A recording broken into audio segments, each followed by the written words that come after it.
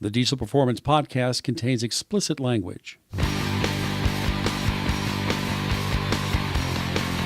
Thank you for joining us again. This is Paul Wilson. And this is Chris Emke. You're listening to the Diesel Performance Podcast.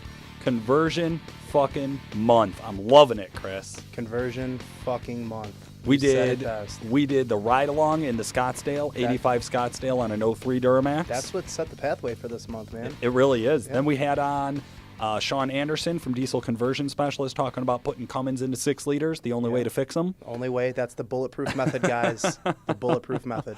And then, of course, last week we had on Ryan Worley of WC Fab to talk about his C10. Truck. You know, honestly, guys, I know you listen to the podcast. You've seen pictures. There's a ton flooding the internet.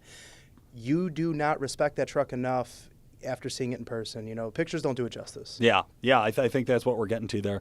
It is an amazing truck. The patina on it really sets it apart from everything else that's been done on there. I would like to do like a rat rod setup now just because of the patina. Like, so sick.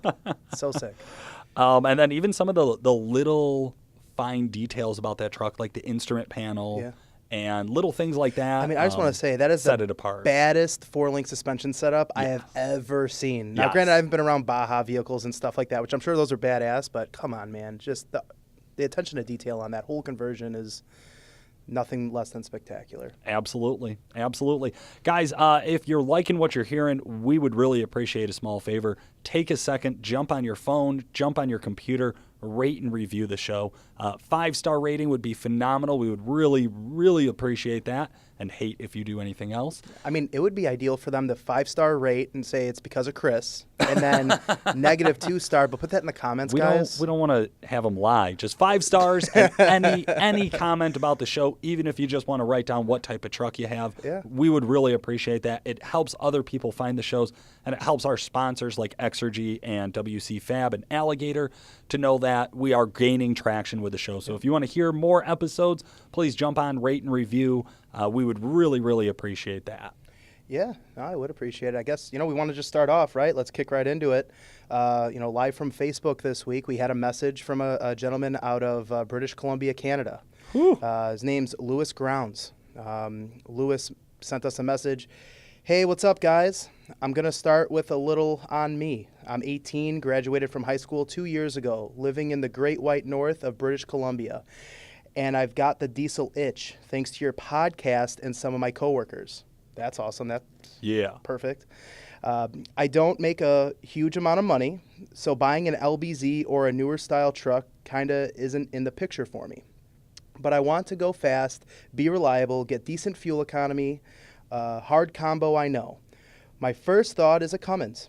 I know I have to build the trans pretty much right away, but my concerns come with all the motors. Or comes with the motors, my bad. Should I be looking at a 5.9 or a 6.7? Also, with a limited budget, higher mileage are to be expected. Is 500,000 kilometers, roughly 300,000 mile motor, starting off with a smart budget. I know it's kind of odd there. 12 valves or 24 valves are a dime a dozen up here. If they aren't eaten alive from the rust, to help you out alive there. From the rust. Yeah, thanks, man. I'm a little special today. So third gens kind of have a special spot in my heart. I want to pick your brains a bit. Love the podcast. Keep up the great work. Well, you put more into that than I could read, so thanks. I'm pretty biased when it comes to this stuff. I'm more of a Cummins guy myself. I've owned several Duramaxes in the past. You are accurate. Just the purchase price of the truck. An LBZ is going to be cheaper than a 12 or a 24 valve. Would you agree, Paul?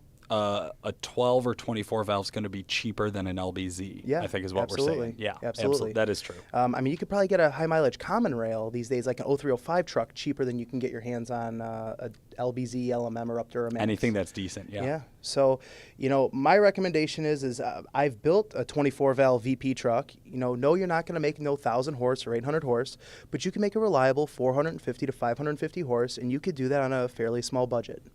This reminds me so much of our 15K budget build. Dude, that was so much fun, that build. That's pretty much what we're talking about. Yeah. And if I was going to give him a recommendation, I think I'd be right in that spot. What did you use for that 15K budget build episode? Man, that was a year and a half ago now. Yeah. But we started off with a second-gen VP44 truck. Okay. I'm pretty sure I went with a 5-speed manual trans, if I remember correctly. Correct. We did, like I said, 150 horsepower injectors, a turbocharger upgrade, a lift pump, a clutch, Yep. gauges. I mean, that was pretty much head studs, valve spring, some of the other small stuff.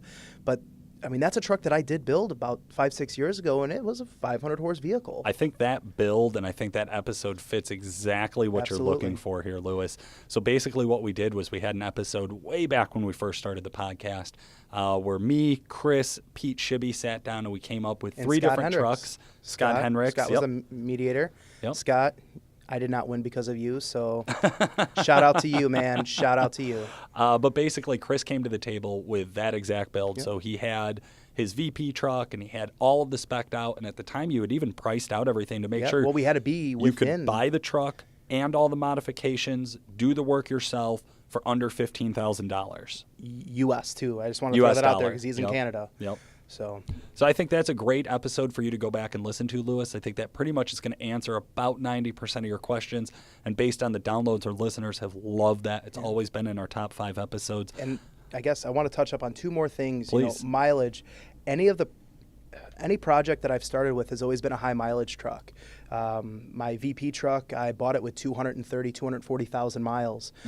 My 07 Common Rail, when I bought that truck with 350,000 original miles and turned that motherfucker up. And it lasted. It stayed together. Well, okay, the injector, I was like a lot of our customers. They thought that they were the that 1%, right? I knew I had injector issues. I didn't take care of it in a timely fashion, and an injector stuck open and took out one of the cylinders. But we also had 370,000 miles making over 600 horsepower at the time. Yeah. So, you know what? Fair enough. High mileage, definitely there. Definitely, I'd prefer the 5.9s over the 6.7s. It's affordable because it has high mileage. Absolutely. If you had something with 10,000 miles on it, it doesn't matter what year the truck is. Oh, it's going to for sure. cost you a lot more. Absolutely. So you got to start there. Yeah, absolutely. It's a great place to get started. I would not be scared off about mileage. Always what I say is you want to base your decision on inspection, Right. not on something you see on Craigslist. So it's not the information that anybody could read.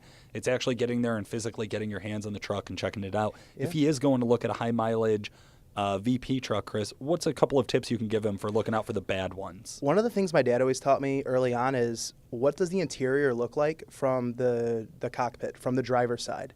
Is it well maintained? Is it all beat up? That guy is driving that truck and operating that day in and day out. If the truck's pretty well maintained in that area, everything else is probably going to follow.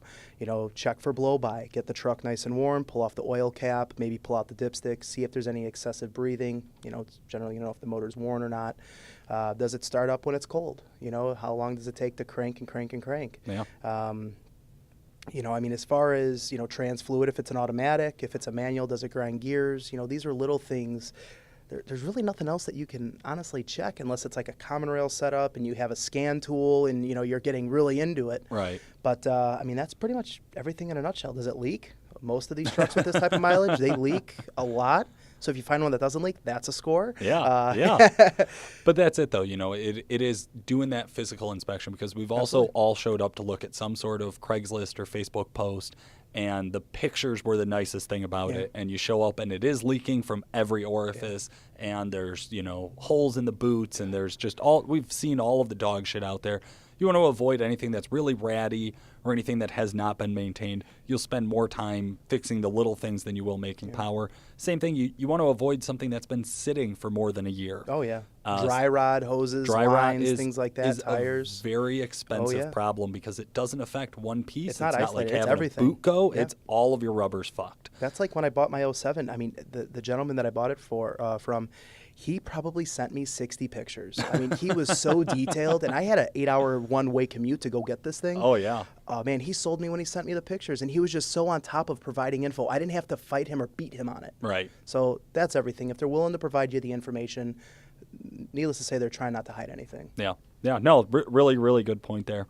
It reminds me a little bit of what some of the stuff we've been dealing with here at Duramax Tuner over the last week or so. Yeah. I know I've had a lot of customers calling in talking about the Stealth 64 G2. What supporting mods do I need to run that? How can I make 640 horsepower? Affordably. What really stuck out in my head is I had a guy call me who, again, was going to look at an LB7. Now, we had a from Facebook last week of somebody going to look at an LB7. This guy was talking about, like, hey, if I go and buy this X amount of dollar truck, what am I going to need to fix? I don't know what you're going to need to fix through, like, hold the phone up to it and I'll tell you what's wrong with it. Like, that doesn't work. Let's do a Facebook Live, do a walk around, and I'll tell you. Right. I don't have time for that. Please don't ask me to do that. But what I will say is I went through with him all of the things I would recommend to upgrade on a stock LB7. Right. And I think that's a great jumping off point for just about anybody. So if you got a stock LB7, you want to get to that 640 horsepower mark, you got to start with some solid tuning. That's always first and foremost because you're going to get your most bang for your buck. Right.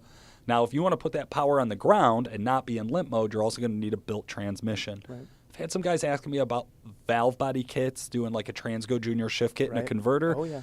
If you're sled pulling on an LB7 and you're never going to put the truck on the highway, you might be able to get away with it. We've talked about this before. Have. I mean, this has been a debate between us and Nick in the past. However, if you're going to drive the truck on the street and you're going to use the truck, or you're going to tow with the truck, don't be fucking cheap. I'm sorry, just don't. You got to put the investment in. You need the extra clutches. You need the extra steels. You need all of the other things that go into a full trans build. Now, obviously, you can call somebody like us at Duramax Tuner.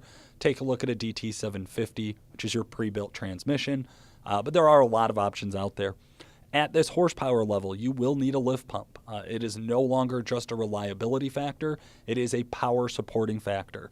So you got the built transmission. You got the tuning. We're going to put you up with a turbo as well. So you need the Stealth 64 G2 turbo. That's the brand new turbo from Duramax Tuner. So that drop-in, stock appearing. It looks totally factory from the outside of the Charger. All of the internals have been upgraded. It runs a 360-degree thrust bearing, 64-millimeter compressor wheel, 15% larger turbine flow. It also still retains factory coolant. So in other words, we run the factory coolant and oil lines through it. There's no adapters, block-offs, or any bullshit there. Now, once you have all this together, there are a few other things I recommend. Number one, it's a Duramax. You need to address your front end.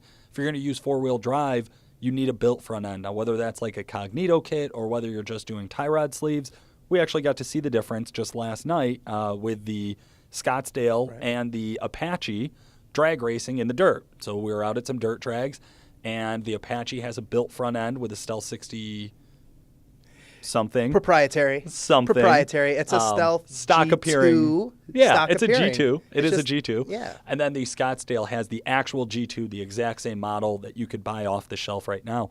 Both trucks did great. They both performed top of their class. Coming in the top, the Apache actually won it for the work stock class with Nick driving. Nick. Go figure. Yeah, I told him, I was like, Nick, man, I really clean thought the dust off of it, bro. Yeah, I've been giving him a hard time over the last few months about getting rusty behind the driver's seat there, and he proved it. He's still got a little something magic. He backs up what he says, man. He's got many years ahead of him, man. And now, at any rate, though, what we saw the Scottsdale getting really squirrely down the track the whole night. The driver, Justin, who's one of our mechanics, talked about the hop and just how rough it felt. There's definitely a huge difference between tie rod sleeves and doing the full brace kit up front. And I just want to throw out there that both of those trucks are relatively the same weight. If anything, the Apache might be a tad lighter. Yeah. So it's not a weight issue here that we have, guys. I mean, there are some differences between the truck, but I think there's a general picture here that if you want to go out and you want to beat on the truck, you need to do something with the front end. Tie rod sleeves will get you by, but if you want a really solid setup, build the whole front end. Absolutely. Intakes are a really solid option on these trucks, more specifically an intake horn and downpipe. The stock intake, I've seen guys cut the bottom out of them and support 600 horsepower, so there's no real concern there. My 03 did it. Exactly. 598 to the tire, modded stock box. I was on a budget. Yeah, I get a modded stock box. Modded you stock fuck. box, fully built stock. That's when we just cut a hole in the box itself. It's fine. It works. So who gives a shit, right? Save your money. I mean, I tell everyone this. So Yeah. I have nothing to hide. A lot of guys are going to run an exhaust with this. Obviously, the big question here is fuel components. How much fuel do you need to make 640? Well, stock injectors are good for 600 if you have a healthy system. 640, you just need that little bit extra. So we probably can squeeze it out of like a 10 mil pump and a set of 30% injectors at the minimum. Those would obviously be products we could get from Exergy. Right. Now, we love their Sportsman Injectors, right? I've ran them. 10% higher, increased flow, usually good for that 15 to 20 horsepower. There's a real good chance that a healthy set of a healthy set of Sportsman LB7 injectors could match up with a 10 mil pump to make this power. But if you want to make it consistently or if you're competitive, you probably want their 30% injectors. The Sportsman Injectors are a great line of injectors. They're your perfect level 1 upgrade. They are calibrated to a tighter tolerance than even Bosch takes them. Right. So Bosch does a 5% calibration tolerance. Exergy always takes it that little bit extra and goes for that 4% tolerance. The cool thing with them, you drop them in, no tuning adjustment required, just like the Stealth 64 or Stealth 64 G2. Of course, you LB7 guys want to make sure you're getting Bosch injectors. You also want to make sure that those Bosch injectors have the updated VCO nozzles. Now, the original VCO nozzles had some issues with them. There is an update out there.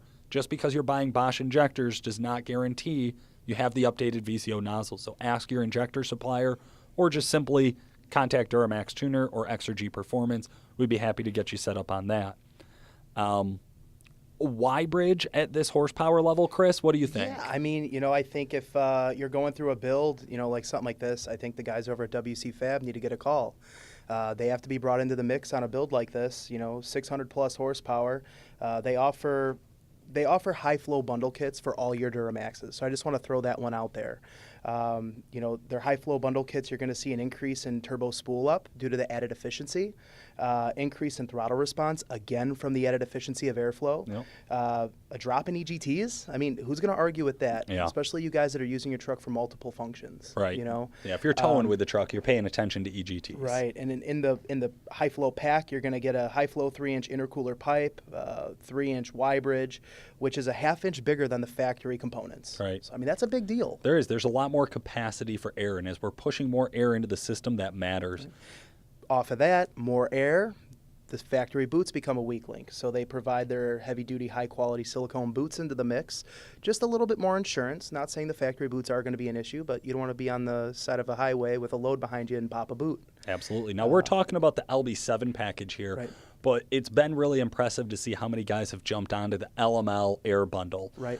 With WC Fab. So that's all of you guys out there with the 11 to 16 Duramaxes. A ton of you guys have already called WC Fab. You can get custom colors. We were talking to Ryan about that. The gloss black with the gold flake. Dude, oh my God. There was a guy who did a Cummins kit that was here last year, and it was gloss black with pearl, emerald green, and gold flakes. It was so sick. It is. It was so sick. But I just want to touch on, it's not just LMLs and LB7s. They have them LOYs, LBZs, LMMs. They even do stuff on some of the Cummins stuff. So none of you guys are secluded. They even do 6-liter stuff. Yeah. I mean, I don't know anything about 6 liters, but they have stuff. Hey, I know why. It's bulletproofing. So hit up WC Fab if you're looking for that. They've been a great sponsor of the show, same as Exergy. Today, though, Chris, I'm really fucking excited to get on and talk to Eric Swanson from Duraburb. Eric, how the hell are you? We're right in the middle of what seems to be a small hurricane here. Oh, no. I had to leave the office and come out and sit in one of our Duraburb SUVs to talk to you today. So I'm sitting in a 630 horsepower Duramax Suburban that Nick tuned for us. It runs, actually last year we had it out on a drag strip and we ran 1346. Oh, wow. I pulled a 180 60-foot mark. That's cooking for something that heavy. Hell yeah. I was losing my game that night. So it's a pretty nasty truck, but it's got the 64 millimeter stealth in it, and it's an LMM. Oh, I love it. I love it. Eric, you do a lot of really cool stuff down there. We've gotten to see a ton of your projects. We drive one of your projects on a pretty regular basis over here. Before we dive too far into this, though, tell us how you got your start in diesel performance.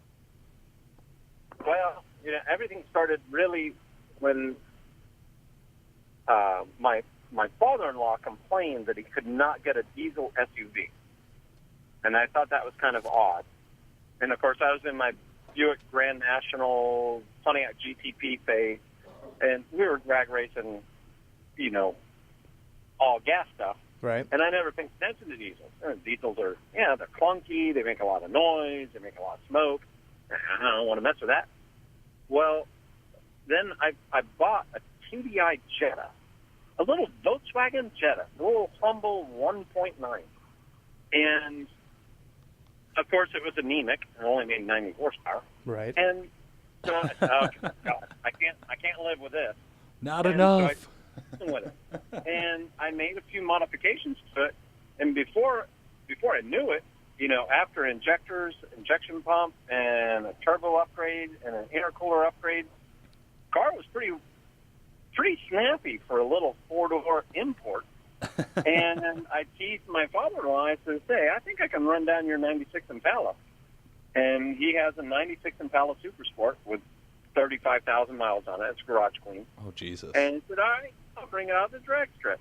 And, the Impala, it's a decent car for its year and everything. You got to remember, this is a pretty historical car. And it ran a 1530. And I ran a 1490. Ooh, wow. Just enough. Down his '96 Impala Super Sport. Okay. 1.9. So I said, well, good grief. If this is what happens to a little diesel, I wonder what happens to a Duramax. And I knew nothing about the Duramax. I knew nothing about tuning. This was 2005, 2006. And so I embarked on building a Duramax Suburban. About that time, Nick was coming on board with Duramax Tuner. It was really becoming popular. And so we got together personally, and I said, "Hey, look, this is what I want to do. I want to stick Duramaxes in Suburban. What do you think?" He goes, "Well, I don't know. I mean, it sounds like a good idea." What's the biggest vehicle GM makes? And the Duramax is the most powerful engine GM makes. So it just seems reasonable that the two would go together.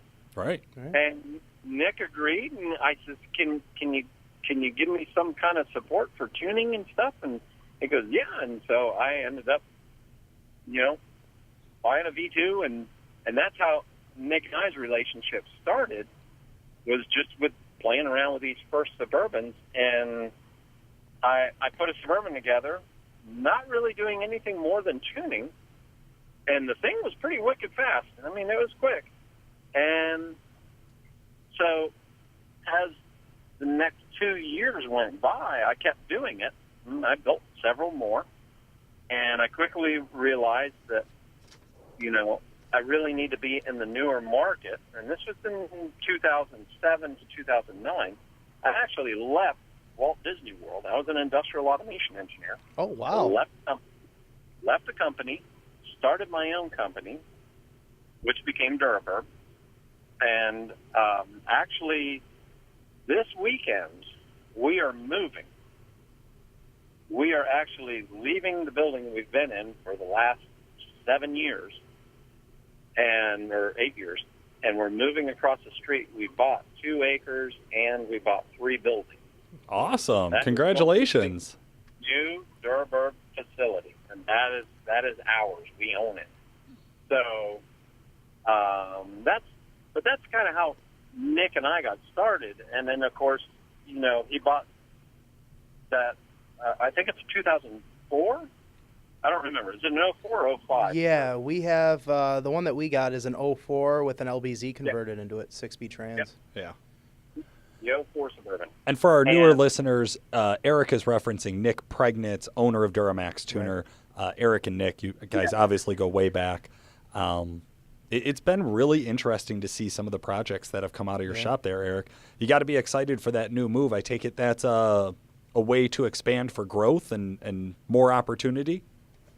It is, yeah. We're going to go from 4 lifts and 5 bays to 6 lifts and 8 bays. And so now it's going to make things a little bit more fluid. But, actually, Nick and I have been, I've teased him recently because, you guys, you own the single most powerful Duraburb on the planet right now. Yeah. Yeah, we call it the presidential, by the way. So that's what I refer to it with Nick as. I teased Nick, and I told him, I says, "I'm going to build a 1,000-horsepower truck, and I'm going to come after you. I'm going to tear your ass up." And he goes, "How are you going to do that?" I says, "Well, I'm going to build it, and I'm going to send it to you. You're going to shoot it, and I'm going to take your bullets, and I'm going to throw them back at you." And, all right, we'll see about that. And wouldn't you know, one Friday night at like 8:30, 9 o'clock at night, I get a text. "Beat you." What? And he sent me a picture of the dyno screen. It was a 1,050 horsepower. I'm like, son of a bitch. So, actually, because we're talking about doing swaps and integrating Duramaxes into different environments. So I have a '07 Escalade short. So basically a Tahoe.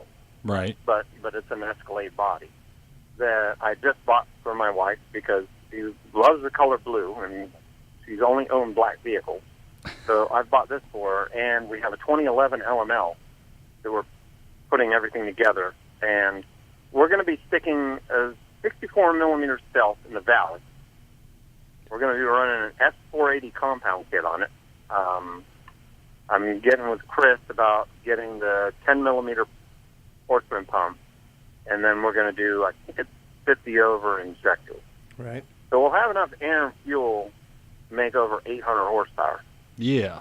Enough to blow the crankshaft out the bottom of the motor if we want to. And it's lighter. And it's lighter, so there's more fun to be had. Very light. Yep. See where I'm going. So I'm going to end up with 750 horsepower and 1,500 foot-pounds in this thing. And we're going to shove it all in a two-wheel drive, short wheelbase Escalade. Oh. Man, two-wheel drives, man. That's my shit. That will end up in your dyno department when you guys dial everything in. And so my game plan is, and I haven't told Nick about this, but he'll hear about it when he sees podcasts. My game plan is, what I need to do is arrange to get the vehicle up there on like a Wednesday or Tuesday or Wednesday, so that you have until Friday to dial everything in. And then your NHRA sanctioned drag strip, that's not too far away from your location, is it? No. Not at all. We're in a location where we have 2 drag strips within about 45 minutes to an hour of one another. There's 3 we just never go south. You're only 30, 40 minutes away from the drag strip. Yeah. So my thought is we need to take the 1,000 horsepower Suburban and the 750 horsepower Escalade, take them out to the drag strip, and let's do a fun run. We'll make 3 runs, and we'll see, All of our listeners just heard Eric Swanson ask me to drive his Duraburb at the drag strip. I would be happy to. I also heard Eric I would Swanson be happy to, call of out course. Nick. He called out Nick. That's perfect. Yeah. We love it. Well, here is the irony of the whole entire situation. Nick holds your fate in his hands.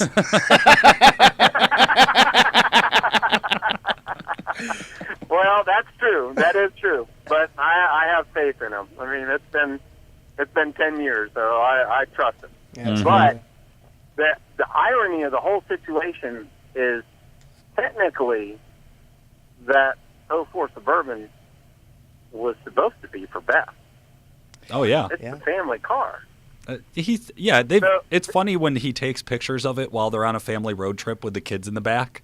And I'm just thinking of, the video we did with 1 million views on it where it's just burning rubber and just screeching around corners and shit. And I'm like, oh, yeah, no, of course the kids are now in the back. SpongeBob playing on the LCD Yeah. in the back. It's like one of the tobacco commercials, like driving the truck, with Nick driving it in the commercial. Would you let your wife drive this? But it has really good street manners. I mean, that's something that you can let her drive. I mean, it's a good truck. Well, that is what's really cool about diesels is that, people don't realize, it can make 1,500, 2,000 foot-pounds of torque, but it doesn't have to. Right. If you don't step on it, it won't. And, anybody can drive it.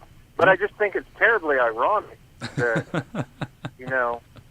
when this all comes together, and I'm hoping we can do this in the fall, the single most powerful Duraburb on the planet, and potentially the fastest Duraburb on the planet, don't even belong to Nick and I. They belong to our wives. They're not even our cars. But we get to play with them. That's That's the important thing. Yeah, fuck it. But, yeah. Awesome. So, Eric, I had a good question. Conversion. Yeah, I was just going to walk us right back down that line. So we had on Sean Anderson from Diesel Conversion Specialist. They really focus on putting a Cummins into everything. It's easier. They're cheaper. They're more available. Why not 12 valve swaps for for the Suburbans? Why not even just a common rail Cummins for the Suburban? Like, why not use a Cummins? Why use the Duramax? Well, in our client base, they're predominantly affluent, and they're not mechanics. And so they need the ability to take their SUV to any local GM store. So, like, when people call me and they say, hey, I've got a 1996 or 1999, Suburban, I tell them, source a Cummins from a Piece 35 step van, the big step van. Right. Because they came with 4 BTs and 6 BTs, and they came mated with turbo 400s and 700 R4s. And that will swap into your truck and still remain OEM. You can keep everything. You're not going to lose anything. Right. Our thing is, people call us still with old body style stuff and, say, oh, I got a 2003 or, we still do build 03 to 06 trucks. It's rare. We do maybe one every 2 months. But, they're still out there. Right. The thing is, when you get into 07 and newer, there's really no way to put a Cummins into those trucks and actually retain full factory functionality. And now I just want to touch on, when you say full factory functionality, we're talking every switch, every light, every gauge display, the whole gauge cluster, everything works like ours as if it rolled off the showroom floor that way. It works exactly like if it came off the assembly line right from GM. And every wire is in the right pin location, which means we have to take the Suburban harness and we have to move a bunch of wires around. And then on the diesel harness, we have to move some wires around. But we do that so that we keep all the wire colors and all the pin locations correct, so that when everything goes back together, let's say, all of us sitting around the table here today, we would have no problem with doing a swap and cutting and hacking a couple of wires and firing the engine up and making it work, and that'd be great. Okay, well, that's fine for you, me, and Chris. But the problem is, for the average consumer, they don't understand that. And if the check engine light comes on, they need to be able to go to a local GM store and just say, here's the keys to my Duramax Suburban, fix it. And usually that first-time acquaintance entails a phone call. How the hell did you guys do this? I imagine every GM tech I've ever talked to, like, looking at this thing and just scratching his head, what the fuck? Yeah, no, man, no. And then when we explain it to them, then they understand immediately, and they go, oh, okay. Gotcha. But now it's been 10 years. We're coming on, the end of this year, we'll be coming on 300 trucks. Whoa. So there are Duraburbs all over the place. Yeah, no kidding. Matter of fact, do you have one in every state? yeah, probably. They've been in every state. That we haven't done. We were on vacation this spring.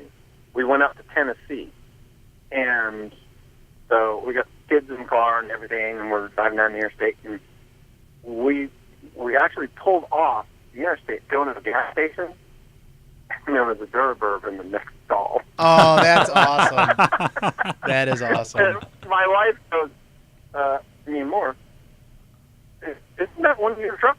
And I looked over at it, and I go, I think it is. So I went over and I talked to the guy, and it was a client that I had never met, because 90% of our clients, we never see them. You know, they call us. They know from all their research who we are. They're confident that we'll perform just like, Duramax tuner. You got people that they send you a pickup truck and they say, I want this thing to make 600 horsepower, right. And they have faith in you and you, Paul, and Chris, and Nick, and everybody, that they know when it comes back, it's going to be right, and they don't have to worry about it. Right. And that's the same thing with Duraburb. I mean, we have 90% of our clients we've never met, and they just send their vehicle down, we build it, and we send it back, and they send us a check, and a lot of times we never even hear back from them. Did that guy... You don't hear anything about it. And it was a client that I'd never heard anything back from, and then I said, hey, how's your Duraburb? And he goes, oh, you know about this? And he just started laughing, and he goes, oh, man. So it was kind of neat to meet him. But the big thing with doing Duramaxes as opposed to using Cummins engines is that you can keep everything ISO 9001 OEM geometry. So what that means is you plug into it with an MDI, a Tech 2, or Global Diagnostic, and you can scan it, you can program it, you can do everything that you need to do. When you get into the newer stuff, like we've got a 2017 sitting on the lift right now. Hold 14 on. miles on it. Don't get into that yet. We want to dive into that one more specifically. Okay. We got a few questions first. So one of the questions that I have for you, because me and Nick talk about stuff like this, growth and different projects that you've done along the way. What's been your favorite swap thus far? My single favorite swap is absolutely the Tahoe. That, hands down, it weighs nothing. And when you stick a Duramax in a Tahoe, you have got what we refer to down here in Florida as an e-ticket ride. E-ticket meaning, for those listening to the podcast that don't know what an e-ticket is, back when Walt Disney World opened here in Orlando, you got a ticket book. And it had like 3 A tickets and 3 B tickets and a couple C tickets and a couple D tickets, and it had one E ticket. Well, the one E ticket was the one that you could use to go on like Space Mountain, or you could go on, one of the other roller coasters. Yeah. But the E ticket was reserved for the really crazy fast rides. So here in Orlando, we often refer to stuff that's just stupid fast as, well, that's an e-ticket ride. You're catching your e-ticket for that. And a Tahoe, hands down, nothing beats it.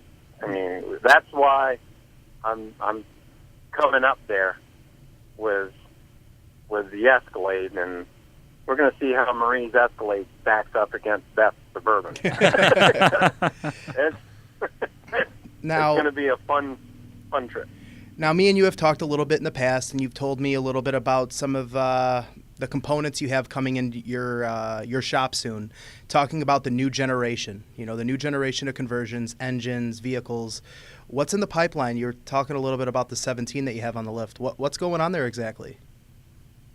Yeah, the 17 that we have in here right now, that's getting a 16 LML drivetrain, because the client did not want to run an L5P because nobody really knows anything about it, and it's also only just recently come available.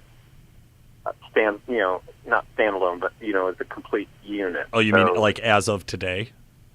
Literally? Of last Monday, it's now available. So now I can start providing L5Ps. Gotcha.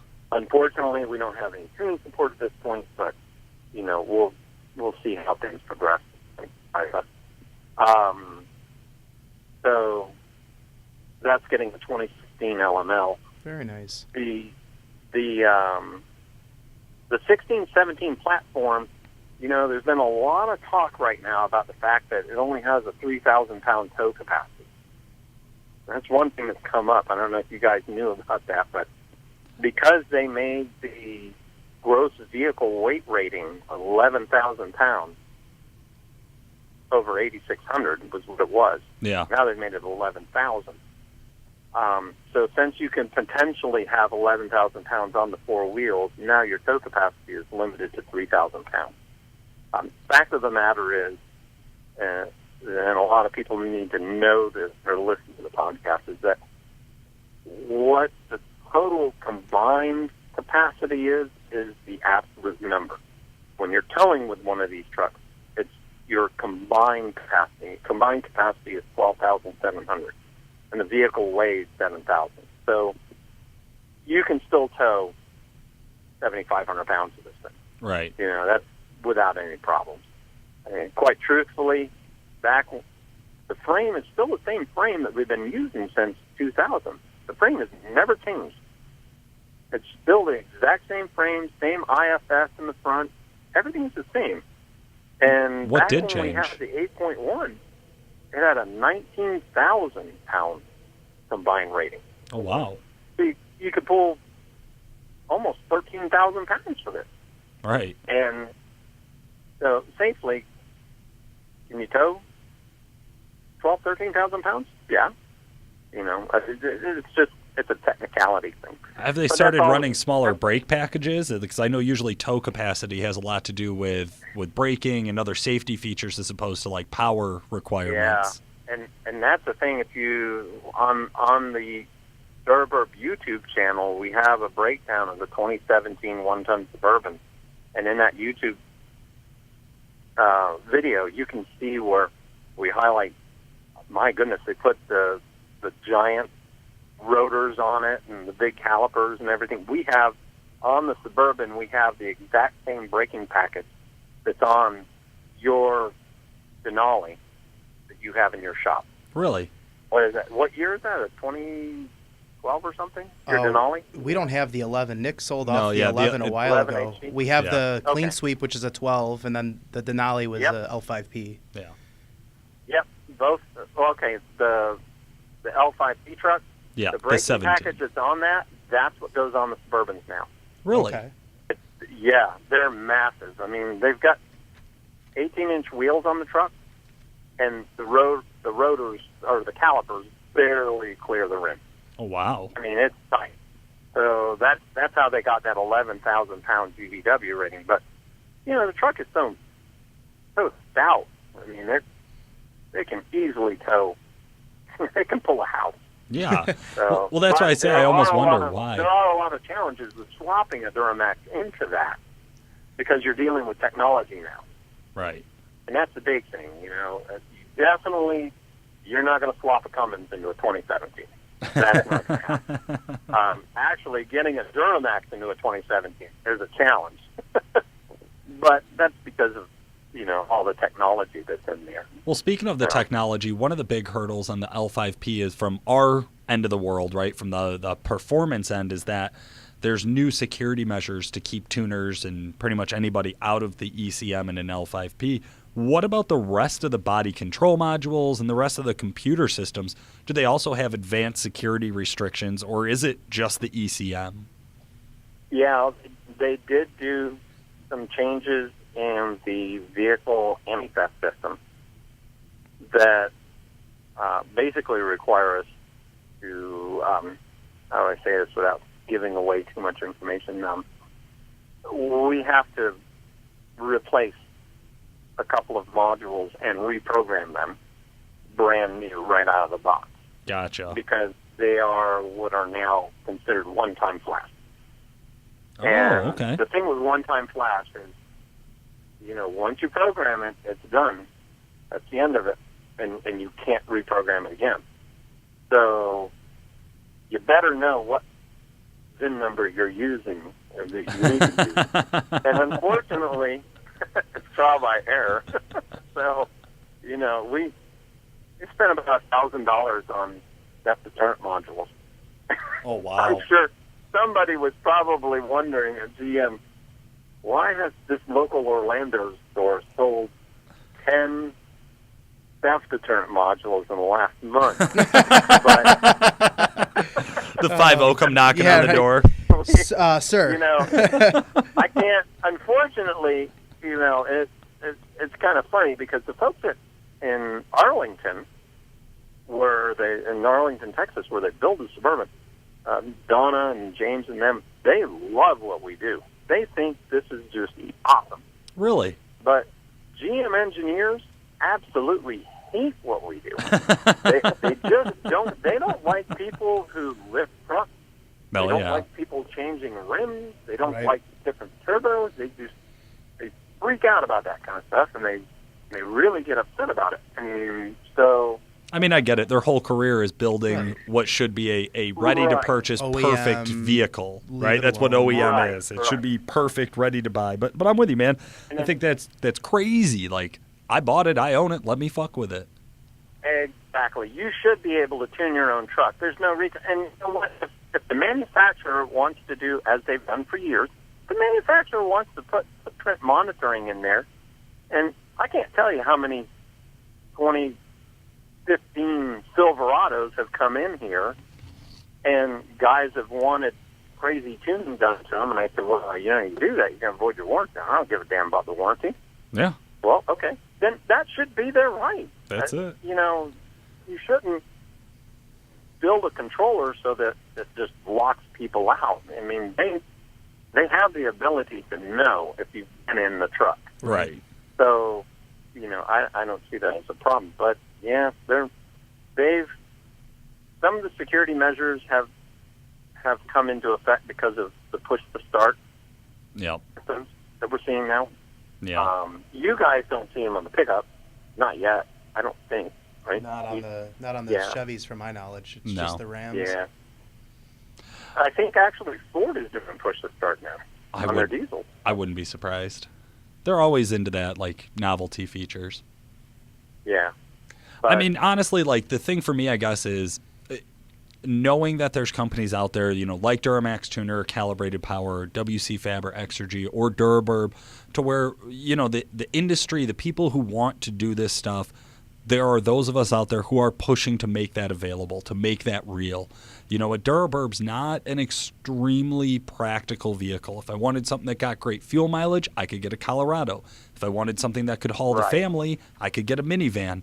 There's something that's impractical about it, but yet I do understand how real world useful they can be. Well, I mean, let's throw something out there, Eric. I mean, I don't want to get into the logistics of a cost of a swap, but I mean, you compare a Tahoe diesel or a Suburban diesel to other SUV diesels in the market. They don't tow.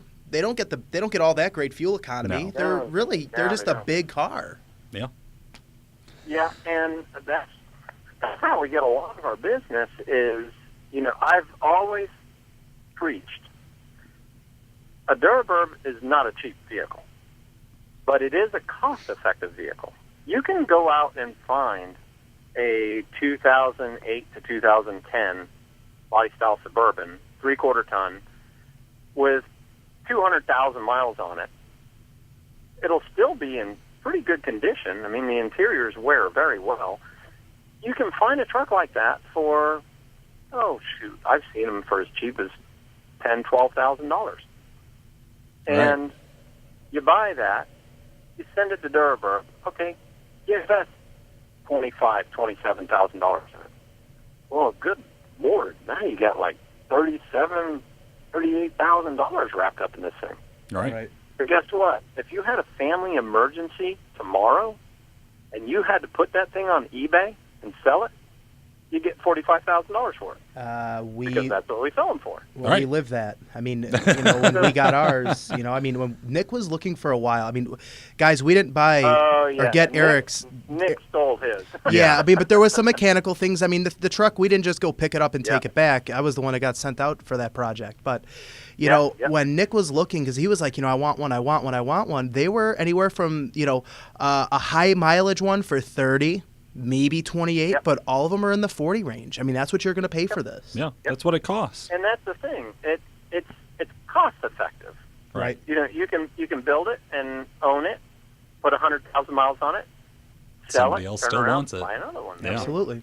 The 17 that's in here is a customer we built an 05 for years ago, and then built a 10 for, and now we're building the 17. He just keeps swapping them out. That's so cool. So no, I don't think the 17 is cost effective because he's going to have $125,000 in that when he's done. But it's it is all brand new. He found his niche, though. There's a value to it. It's not just cost. It's is. value, Yeah. right? And the thing is, you can't, if you have a wife and 4 kids and a toy hauler, well, okay, then there's going to be one kid sitting between you and your wife in the center of the car, then the center of the pickup truck, because you can't pull the toy hauler with a gas SUV. Right. You can't do it. Yeah. So you need a diesel. And you'd really be surprised how many people there are out there that need that. And so that's the niche. Unfortunately, it is very much a niche. Sure. Well, I shouldn't say unfortunately, because it gives me a job. Because if there was enough people out there that needed it, GM would be building them. Right. But GM can't build. We build maybe 45 trucks a year. Yeah. Well, GM can't do that. No. They need to build 50,000 trucks a year. So,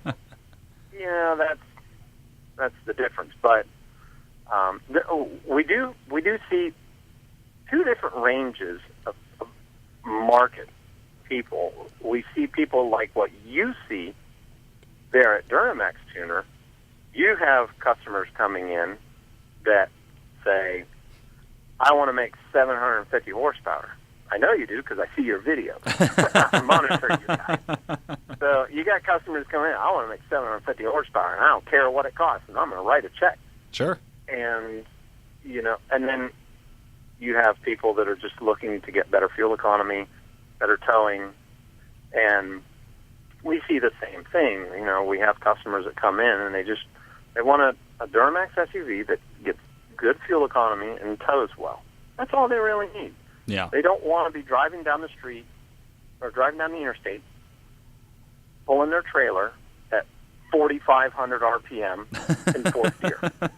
They don't want to do that. They want to drive down the interstate at 1,800 RPM in sixth gear, and the turbo spools a little bit. Yeah. And so that's our marketplace. Now, on occasion, we do have people that come in and say, I want to go 10 seconds in a quarter mile. Well, okay. We can do that. Yeah. And that's when we call you guys up and say, all right, I need turbos, I need injectors, I need a pump. And we get everything from y'all and put everything together. But that's pretty rare. You don't see that very. Our market is really conservative. Right. That's awesome. Eric, any other information that you'd like to share with some potential Duraburb customers of the future? If I'm brand new to shopping for a Duraburb, what's the one thing I should know? One thing you should know is that there are two essentials to a Duramax SUV.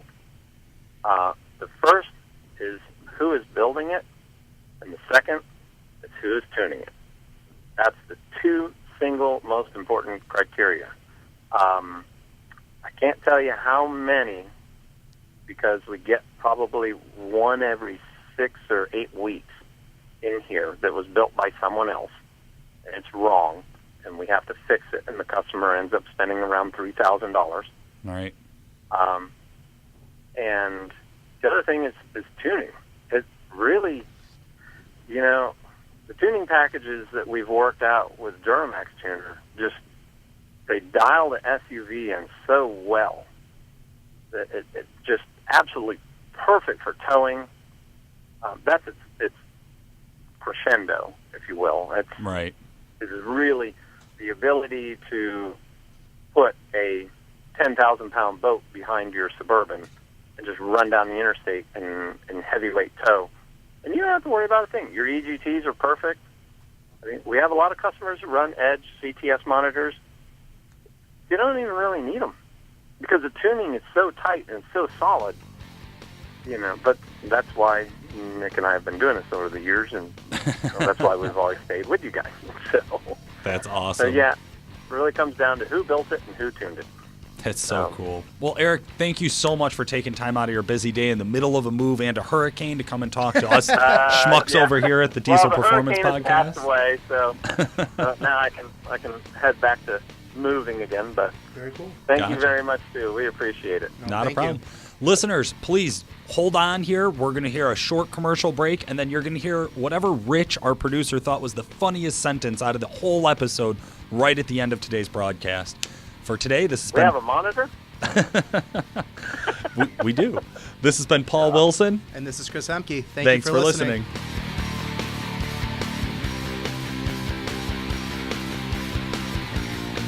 Calibrated Power Solutions, the leading North American developer of clean diesel power and home of DuramaxTuner.com, is the proud sponsor of the Diesel Performance Podcast. Calibrated Power develops emissions-equipped calibrations for a wide variety of diesel powertrains, including the Duramax, Cummins, Jeep, John Deere, and many more. For more information and the best customer service in the industry, check out calibratedpower.com or call 815-568-7920. That's 815-568-7920. If you'd like to contact the Diesel Performance Podcast, send us a message through Facebook or email Paul at DuramaxTuner.com or Chris at CEHMKE at DuramaxTuner.com. You can also reach him by phone. Chris's extension is 2121, Paul's is 2122.